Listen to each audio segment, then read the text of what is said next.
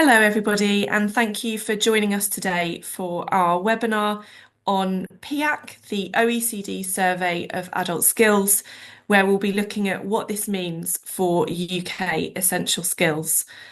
My name is Emily Jones, and I'm a Deputy Director at Learning and Work Institute, and we're really pleased to be delivering this webinar in partnership with a few of our stakeholders.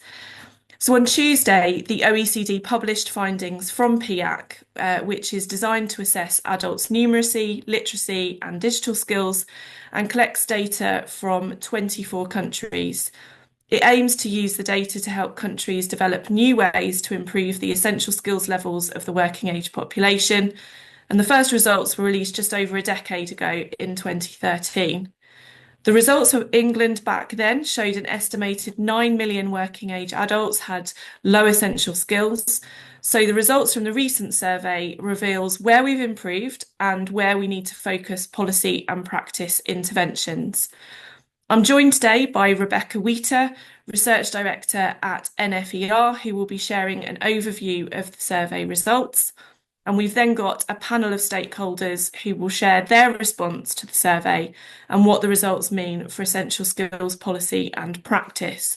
So we have Andreas Schleicher, the OECD's Director for Education and Skills, Sarah Waite, Chief Executive and founder of Get Further, a charity that supports young people to get the English and maths qualifications they need to access opportunities. Jamie Cater, Senior Policy Manager from Make UK, who represent the manufacturing industry, and Alex Stevenson, a Deputy Director at Learning and Work Institute, who leads our work on essential skills.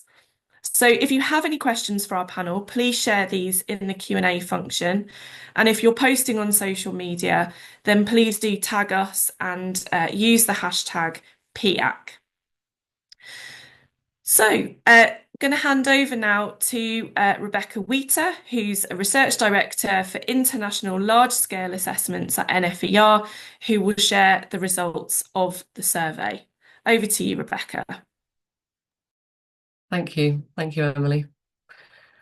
So thanks very much for inviting me to share England's key findings. As Emily just said, I'm Rebecca Waite from the NFER, and we've been responsible for the analysis and reporting for England's national report. So I think we're all quite familiar with the survey of adult skills, but just to briefly outline the survey, as Emily said, it aims to measure the skills needed by adults to participate in society and for economies to prosper. In 2023, the survey assessed skills in literacy and in numeracy and also in adaptive problem solving, and also collected further information through a background questionnaire. So the survey is very unique in that it directly measures adult skills, but also collects a lot of information about their backgrounds. So in England, the survey was carried out with the data collection was by Varian and also by NatSen, and the survey was carried out with 16 to 65-year-olds in their homes. It was a big time commitment for participants. It took about 1 hour 45 minutes to complete, and in England, 4,941 adults took part between September 2022 and June 2023. So this is the beginning, and there'll be a lot more that we can explore. So I'm really interested to hear today the discussions and hearing about your priorities, what you're interested in understanding more about with the data. So if we jump in with literacy, literacy scores in England have been stable since 2012. So most countries either sort of had stable scores or actually had declined over the last sort of 10 years. England's literacy score was above the OECD average. Of the other 30 countries that took part, 7 significantly outperformed England. And these were Finland, Japan, Sweden, Norway, the Netherlands, Estonia, and also Flemish region of Belgium. And we also performed similarly to Denmark and Canada. So the top performing countries were really dominated by Northern European countries, and also Japan, and England outperformed other English-speaking countries such as Ireland to compare. compare over time with problem solving because the assessment has changed a lot since the assessment of problem solving in 2012. So as Emily mentioned, if we move on to the next slide, as Emily mentioned, the performance of young adults was one of the big findings from 2012. We found that the very youngest adults in England performed less well than the oldest adults, which was contrary to the international pattern, and they also performed poorly compared with their peers. In the meantime, there's been a lot of policy focus on raising standards of key skills in school education, so compulsory education to 18 and making maths and English a requirement of post-16 courses if young people haven't achieved level 2 in English and maths by 16. And in this cycle, young people have significantly improved their literacy and numeracy scores compared with young people in 2012. And we're no longer an outlier. Our distribution is no longer an outlier, an international outlier. The pattern of performance of young to old people broadly matches the pattern across the OECD of skills increasing with age and then a decline, and our youngest adults score more highly than our oldest adults on average.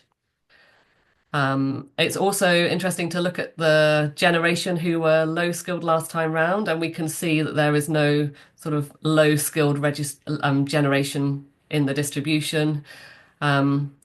We hypothesized last time round that our low skilled adult young people would need to acquire their skills through further study and work, and that seems to be the case. There isn't a poorly performing cohort of who were 16 to 25, 10 years up, 10 years on. We go on. So the results highlight the importance of building and using skills in the workplace. So there was a large gap in performance of the skills of adults who are employed and those that are unemployed. And in England, actually, our unemployed adults had a significantly lower numeracy scores than unemployed adults across the OECD, which is obviously concerning.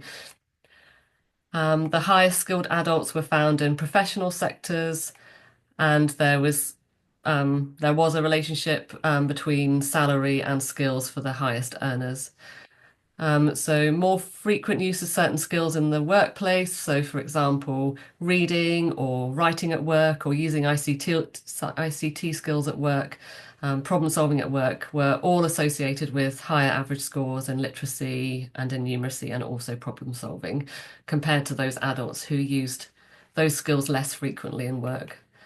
We also found that skills used in everyday life are important as well. So adults who were the most frequent readers and writers achieved higher literacy and problem solving scores compared with the OECD average, and adults that were least frequent readers and writers had disproportionately lower literacy, numeracy, and also problem solving skills.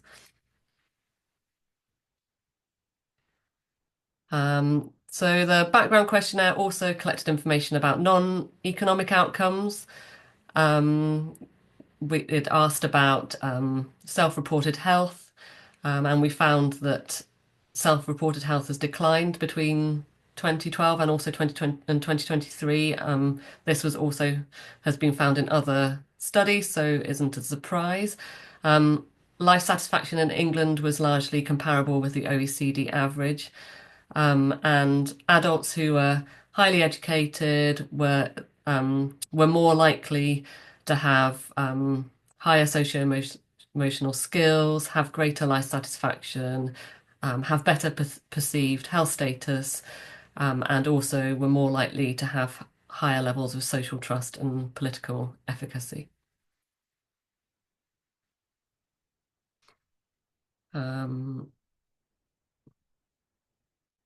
So one of the things So, as we've mentioned, there was a significant minority of adults who could be described as having low proficiency in literacy, numeracy, and adaptive problem solving. There are about a fifth of adults in England who could be described as that in each domain. And that equates to about 8.5 million working age adults with low basic skills in one or more of those domains in England. we did some further analysis to understand which background characteristics are the most predictive of having low proficiency. And what we found was that the characteristics most strongly associated with an increased likelihood of low proficiency across all domains were having less than a secondary school level education, being of Black or Asian ethnicity, being born outside the UK, and having no computer experience. And the characteristics that were most strongly associated with being less likely to have low proficiency across all domains were working in a professional occupation, and also for numeracy being educated above secondary school level. And we did some similar analysis in 2012, and the characteristics that predict low proficiency are generally consistent between the two cycles. So these characteristics really identify where policy needs to focus. So to summarize, the findings for England are generally positive. Our adults are above the OECD average in literacy and numeracy and adaptive problem solving. We no longer have unusual performance by age, but the gap between the lowest and the highest achievers has increased since 2012 in England and also across the OECD. We have a lower proportion of low performing or low skilled adults than internationally, but it's still a significant proportion of our working age adults. And we've also identified some large differences between men and women in numeracy skills and larger than the OECD average. So that was everything that I wanted to say. The report's available online. It's published by the DFE. If you go to the NFER website, you can find links to that report, to the OECD report, and also to a summary brochure of the results. Thank you.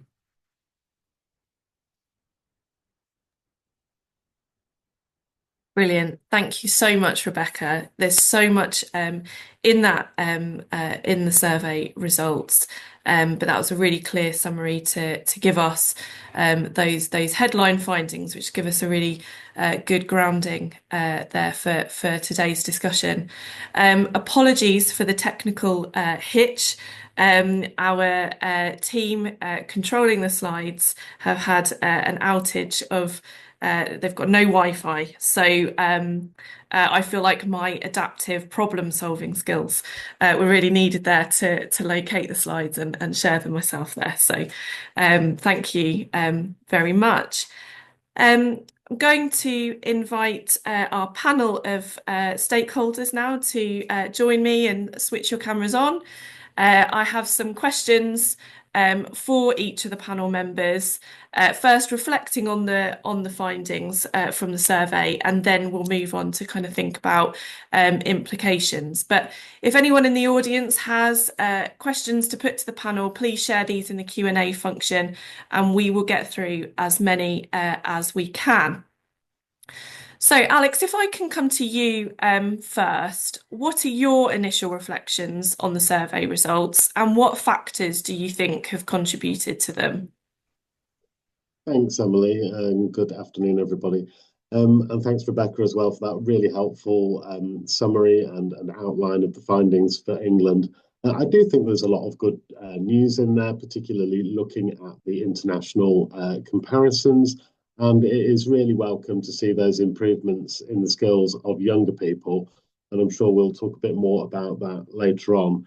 But I still remain really concerned about the skills of adults. And as we saw towards the end of Rebecca's presentation there, that quite stark figure that there are still 8.5 million adults with low literacy or numeracy skills is something that we should be really concerned about. It hasn't changed that much since the last PIAAC. So a reduction of a few thousand adults over a decade suggests to me that the policy focus has not always been in the right place over the past 10 years. And we know that the PIAAC is a really important tool for policy development. You can see that in the attention and the focus that's been on strengthening English and maths for young people, and now we can see some of the results for that. But what we haven't had over the past 10 years is that equivalent policy focus on the skills of adults, particularly the most disadvantaged.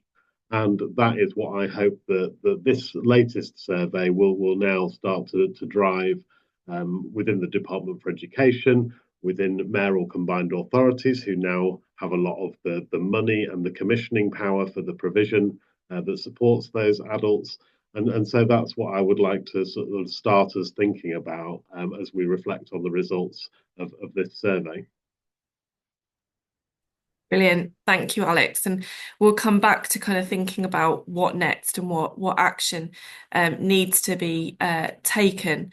But if I can come to you, Andreas, and can you tell us a bit more about how the survey results in England compare to other OECD countries who've taken part in the survey? Yeah, I think actually Rebecca has shared most of what is relevant here. I mean, overall, UK results have remained stable and numeracy even improved slightly. And I think that's a positive result in general.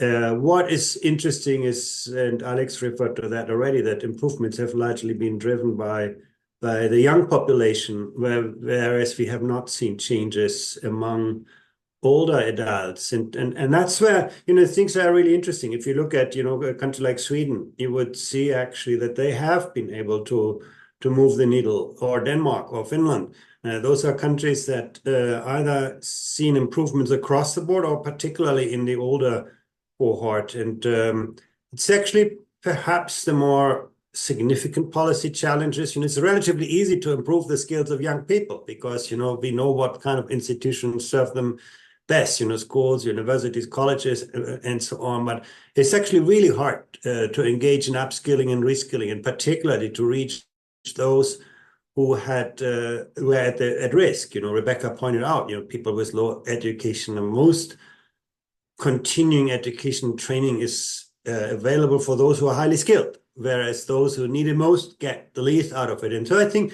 the more interesting comparison for me would be with those countries that have been successfully addressing what England still struggles with. No?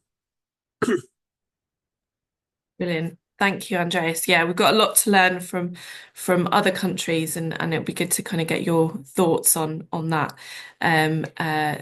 later. Sarah, so we've talked a lot about the positive change for young people, which obviously reflects the hard work of schools and colleges, supported by policy and funding. What are your reflections on the results for young people? Yeah, I think the results for young people are actually the main headline finding coming out of this PIAAC cycle. David Mallows asked a question actually in the Q&A around why do panelists think that there has been so little mention of PIAAC in the UK news, and I think it actually links to this because I remember the news cycle 10 years ago when the first cycle was published.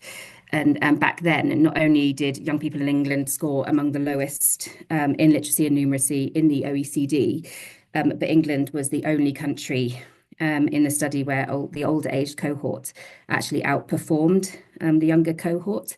And so 10 years on, there's been a complete turnaround in this. And probably that's why it hasn't got so much coverage, because it's positive news. And now our young adults are outperforming the global average in both literacy and numeracy. And instead of being an international outlier for underperformance, we're one of only 3 countries in the study for whom literacy skills for young people have actually improved. So I think it's worth reflecting on some of the major policy changes that the 16 to 18 cohort in this cycle experienced over the past decade. I've got thoughts on those. Emily, if you want to share now, I can save. Okay, I'll crack on.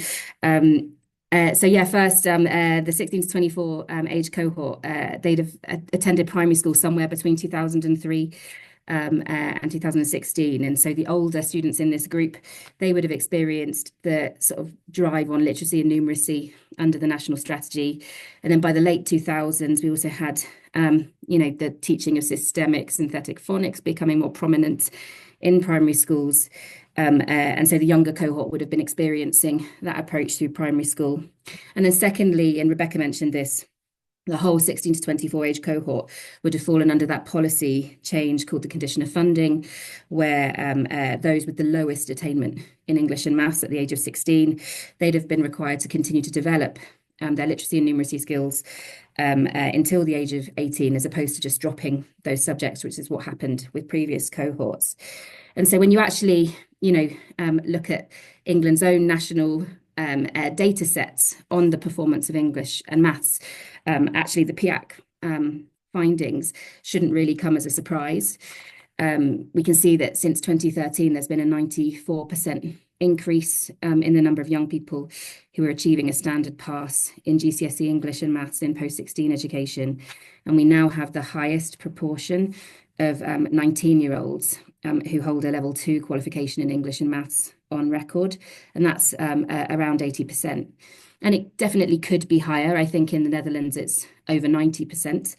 But if the new government does, make good on its commitment to continue to drive, the up standards in the foundations of reading, writing, and maths, and it includes post-16 education and adults, as Alex mentioned, in this focus, then I think in another 10 years, we could be back here again, really talking more widely about the transformation of England on literacy and numeracy.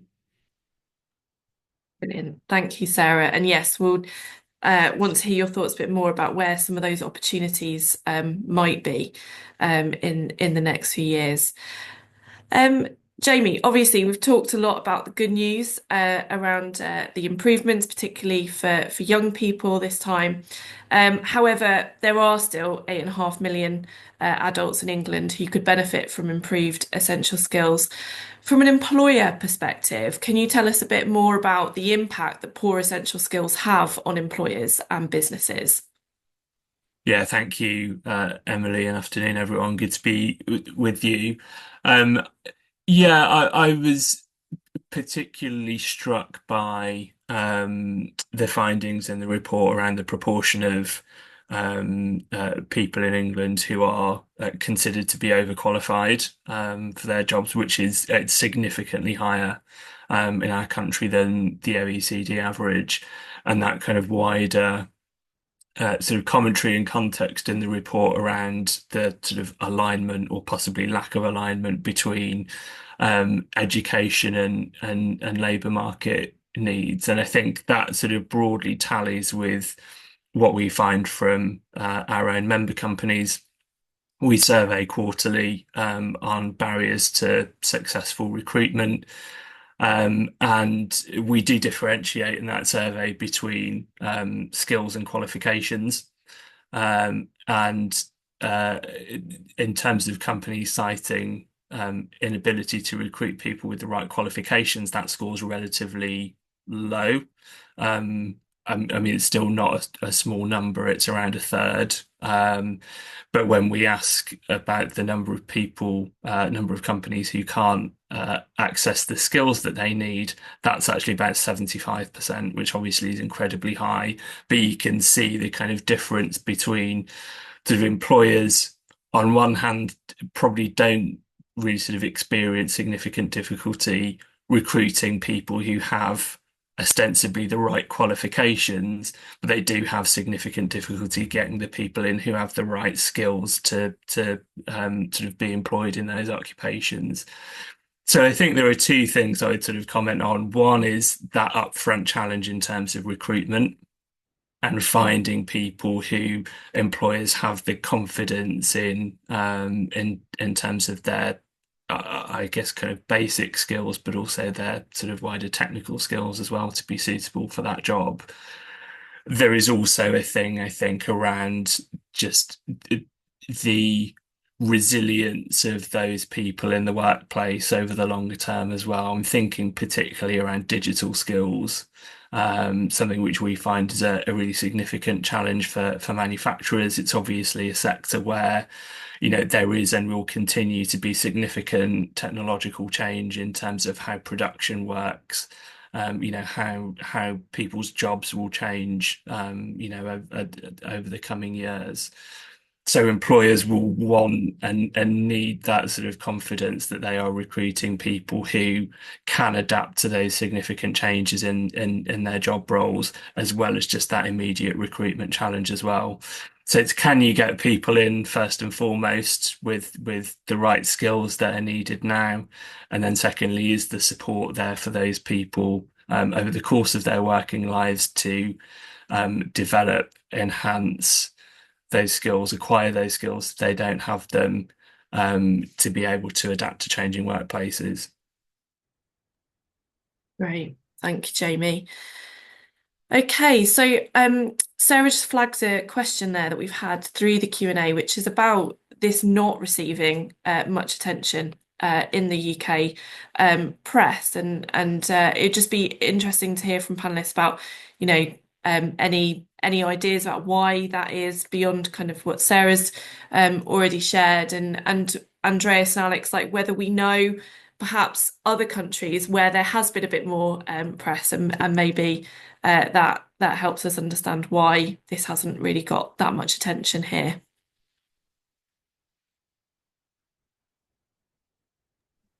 I can go first. So I think unfortunately, in terms of media, attention does tend to be on the negative stories rather than the positive. But I think, over time, I think we will have, a bit of interest in looking at what's going on more broadly, but it may not be that sort of instant reaction.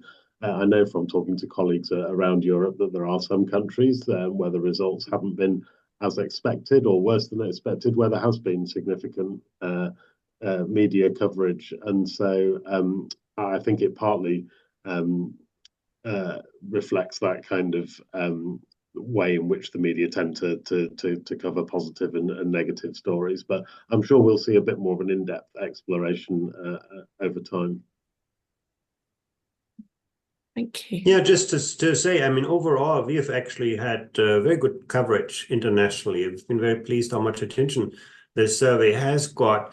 But, it is harder than getting attention for, college outcomes or school outcomes, because simply when you talk about adult skills, it's not so easy to pinpoint, who's responsible for that and who's to blame for deficits and so on. So it's a very diffuse kind of outcome here that goes across generations, many institutions and so on. And our experience also with the previous round was that the impact is really more gradual. As people start to think through, what does it mean for the development of skills? How can economies use skills more productively? How we can translate better skills into better jobs, better life? As those questions come up, people will refer to the survey of adult skills, because it's really the only data set that speaks to what people actually know and can do, rather than just what kind of papers or certificates they got. So I'm quite confident we will see a similar picture, but no surprise it gets less attention than PISA or school results. But we've been very pleased actually how much attention it got this time across the world. I think there's one more thing as well, which is the sort of politics of the situation. And so the kind of positive news story around the 16 to 24 cohort, as I mentioned, it spans a few different governments and a few different eras. So there's not a kind of neat political story for a government around, being solely responsible for that improvement. And similarly, because there is a flip side, and actually, as Alex pointed out, when it comes to the older cohort, who have been, quite neglected in England when it comes to improving basic skills. And we can see that in terms of there not being that improvement, there's that kind of counter narrative. So it's not a wholly, positive story for anyone to jump on and shout about, even though there are really positive trends, I think, that hopefully mean later down the line, there will be more to shout about. Thank you. Okay, so moving on then to think about, what does this mean for policy and practice, and what action should be taken? So, Alex, coming to you first, how should we respond to the survey findings? What needs to be done? I think this is going to have to be something that is a collaborative approach, particularly if we want to do something to address the low essential skills amongst that kind of older group of adults. I mean, many of whom will be in the workforce for considerable periods of time to come and will need that support. And we also know, looking sort of at our recent work on essential skills of older people kind of beyond working age, that can still have an impact there as well. So it is really important that we do address that neglected part of the population. And I think that is what has happened. So we've seen over the past decade that the funding through the adult education budget for adult literacy and numeracy courses has reduced by over 50%. Participation has declined in literacy and numeracy learning amongst adults by around 60%. And so we do need to take collaborative action to reverse those trends. I mean, it was interesting to hear last week. We heard from the government a lot about milestones and targets, and I wonder whether we should revert to the idea of having a target for improved adult basic skills by 2030, which might stimulate a bit of a focus around this agenda. I would like to see it central to the government's post-16 strategy, which I think we're expecting in the new year. And, you know, mayoral combined authorities who are now commissioning a lot of this provision need to place it at the heart of their plans around work skills and health as well to join up on that. But I think it's also important that providers are engaged in this. So we are hearing that in some cases, not all of the resource that is already available through the Adult Skills Fund for literacy provision is always being spent. So firstly, we should find ways in which we can use that money flexibly and get it out to the people who would benefit from support. But I think it's likely to take further investment on top of that as well. We've seen a lot of innovation around numeracy provision recently through things like the Multiply programme, where there's been different kinds of delivery, different and more flexible models. And maybe we should do a bit of that around around literacy skills as well. And you know, test out and learn from what works about those different approaches. And I do think that there is a role to engage employers in this as well. And we know that there's going to be more flexibility around the skills and growth levy, and maybe some of that non-apprenticeship training could be around supporting literacy and numeracy skills in the workplace. And so that's where I would kind of start to go with some of this at least. Brilliant. Thank you, Alex. So just picking up on your last point there around employers and like the importance of involving them. Jamie, can you tell us kind of what employers are doing at the moment to support people to develop their essential skills, and what more can they do, should they do? Yeah, I think we see that employers, certainly in our membership, recognise the need and the responsibility that they have to support the development and acquisition of those skills. We know, sort of from a big picture perspective, that unfortunately and somewhat frustratingly, employer investment in skills in the UK has declined, and there are lots of sort of complex reasons why that has been the case. But we do see an appetite from employers to be investing in sort of ensuring that that all of their workforce has those essential skills.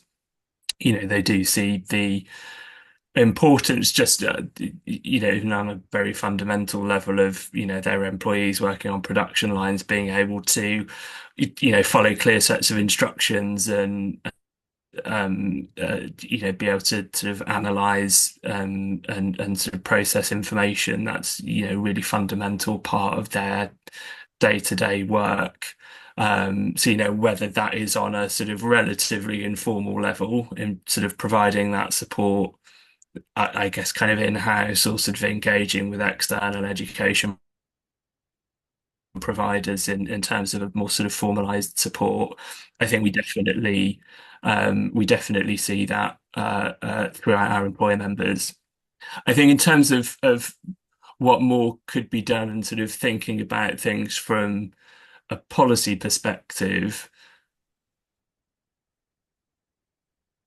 Alan, to this, and I think I've seen one of the questions in the Q&A. I think we have lacked in England over a few years now a real sort of policy focus on adult skills.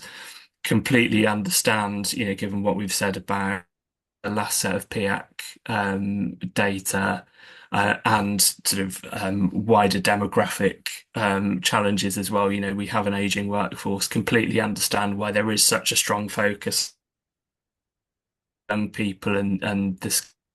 But I think we do need a more sort of meaningful sort of policy approach on. I think the other thing, just to sort of finish by saying, is I think we need a wider discussion on apprenticeships, and that that is the principal route into skilled employment for many people in engineering and manufacturing. And we do hear from manufacturers, around 1 in 7 manufacturers identify the rules and requirements around functional skills qualifications to be a barrier to recruiting and training those apprentices.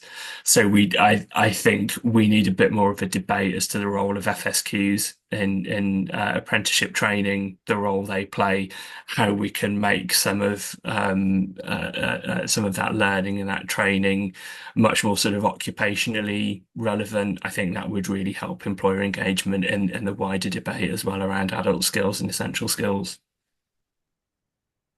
Thank you, Jamie.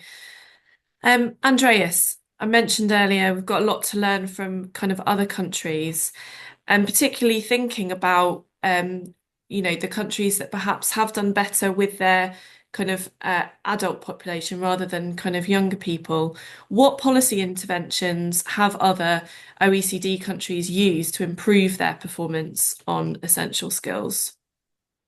Yeah, I think that's a really important question. I would sort of, listening to the discussion here, caution that you can address the issue with supply side measures mainly or only, like providing funding and training and so on. I think a lot of the issues rely on the demand side. When you actually look at the biggest barrier for participation in the adult learning is a lack of awareness, lack of interest. You ask people, why didn't you go to study? And they tell you, I don't need it.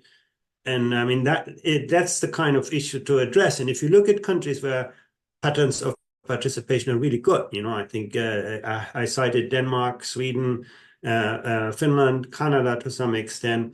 They have a kind of ecosystem built around it. It starts with much more granular ways of recognizing the skills of people. So it's easier for individuals to learn in smaller steps and get that, recognized, validated, and cash in. And employers are actually also quite willing and open to reward people for smaller increments of learning. I think that's the first part. In a way, the supply side is a hard part. Getting people to get into training is expensive, is heavy, is difficult.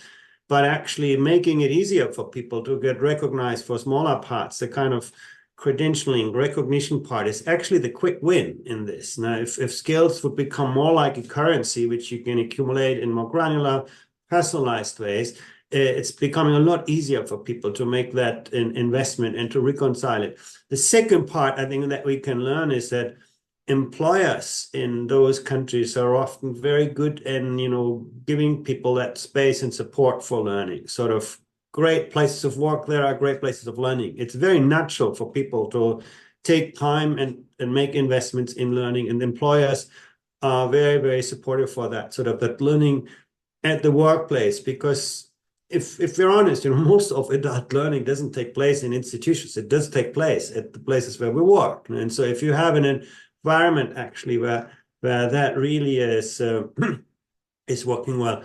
And the last part is really the financing. Now, I think instruments like individual learning accounts. It's hard to sort of pinpoint evidence on that because it's pretty new in the field. But if you look at countries that have them in place now since some years, Skills Future in Singapore, the Dutch have experimented with that.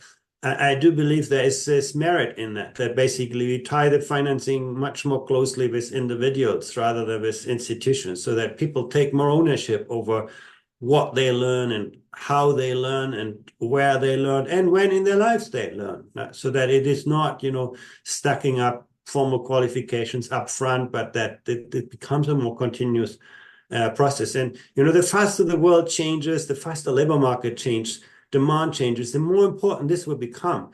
Quite honestly, I mean, we're talking about, we frame this as positive results, but if you look at it in the big picture, how dramatically skill demand has changed over the last decade and how little, our skill systems have responded.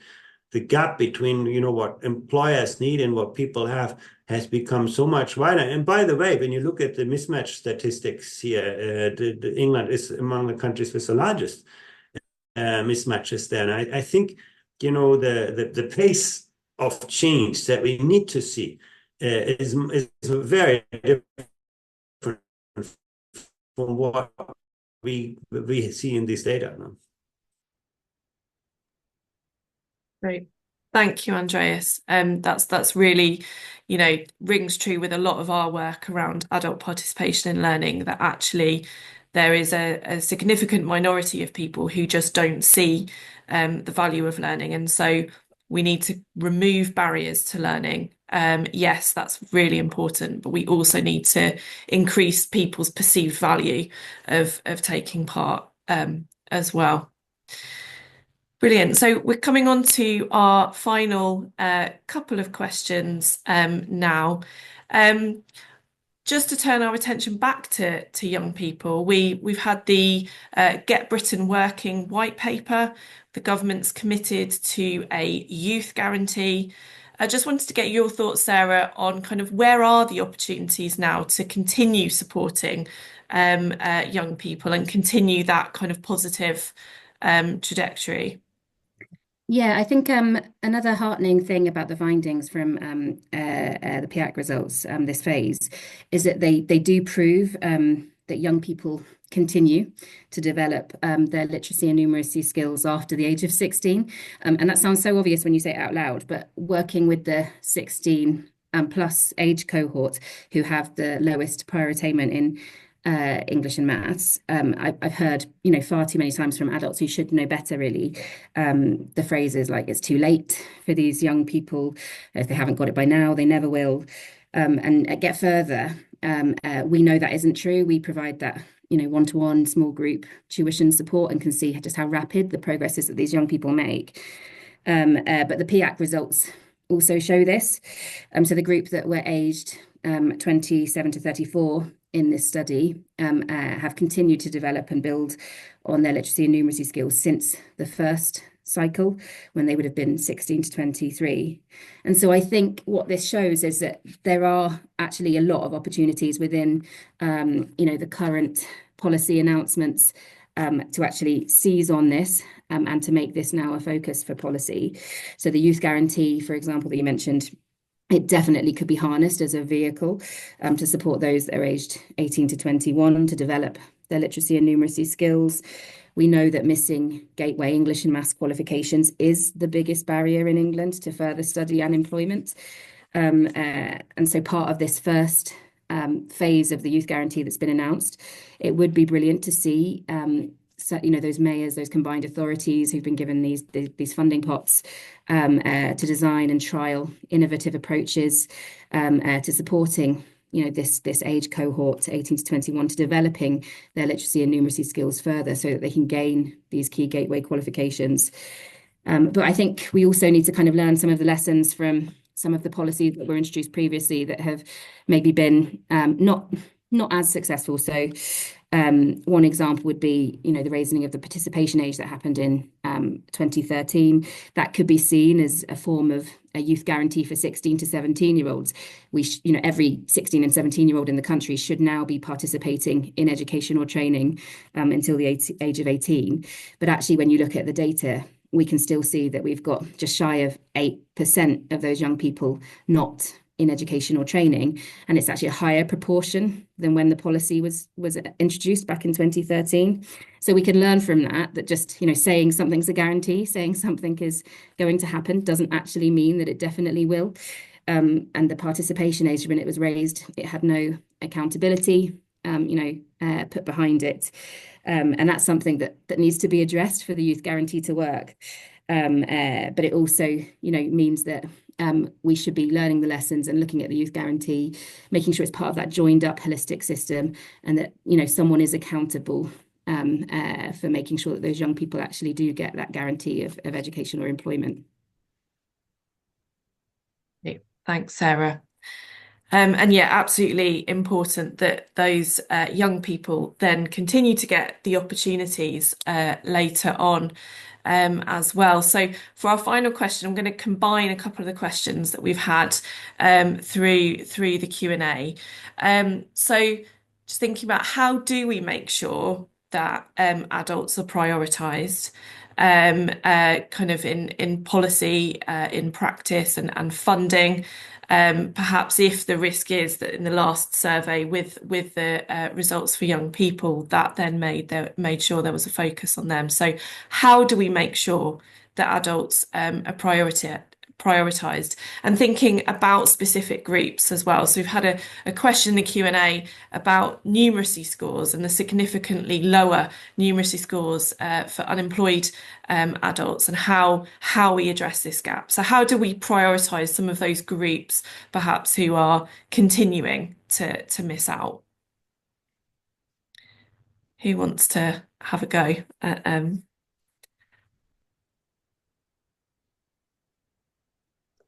I'll step in briefly. I do think it's important to look at what the data says about those groups and cohorts, and you can take that kind of approach. And also, we did some essential skills modelling, which was based on the previous round of PIAAC data and combined with other sources of data. And that showed that there are some really stark local geographic inequalities in skills levels as well. So you can also take a geographic approach to the targeting, which I think is really important when you've got now more local skills commissioners who also have a focus on place as well as people. And you can look at what kinds of interventions work in communities and in places for local people. And I was very taken by Andreas's point about the importance of awareness raising.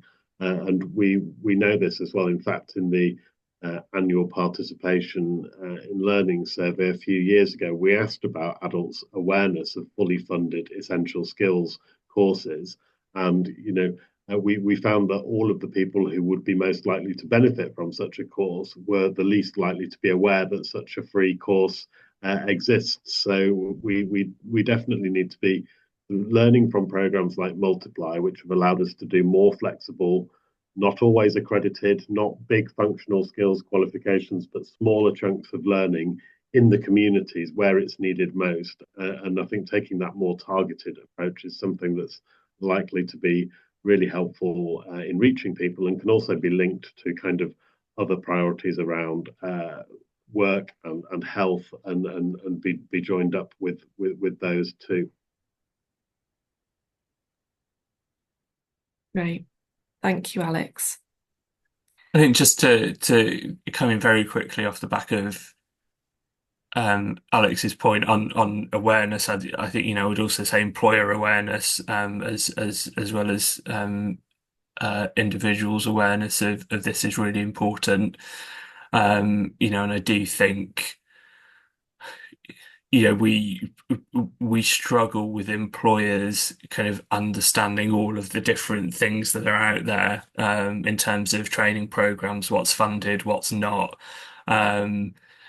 Clearly organisations like mine have a responsibility there as their sort of trade associations or sort of representative bodies to help them to understand those things. So I think working towards much better employer awareness of how they can engage in those things is crucial. I also wanted to come back to one of Alex's previous points around sort of devolution and AEB. We've done a lot of work with members around the broader theme of devolution. Skills always comes out as the top issue when we ask employers what they want to see in terms of increased investment or kind of changes in terms of devolved powers to combined authorities or local government. And so I'd really like to see, as many are already doing, those sort of mayoral authorities, combined authorities, taking a much more kind of strategic approach to adult skills. There may be a role for Skills England there in providing that support to local areas as well as from a national perspective to kind of join up some of that thinking and adult skills. So yeah, so for both Skills England and those regional authorities as well to really kind of have a strong focus on adult skills. Yeah, absolutely. It's whether that national policy framework and then implemented kind of locally. It's really important for targeting. Brilliant. Well, that brings us to the end of our webinar. I'd like to thank all of our contributors today. So thank you to Rebecca Waite from NFER for presenting the headline findings from the survey. And thank you to our panel, Andreas, Sarah, Jamie and Alex.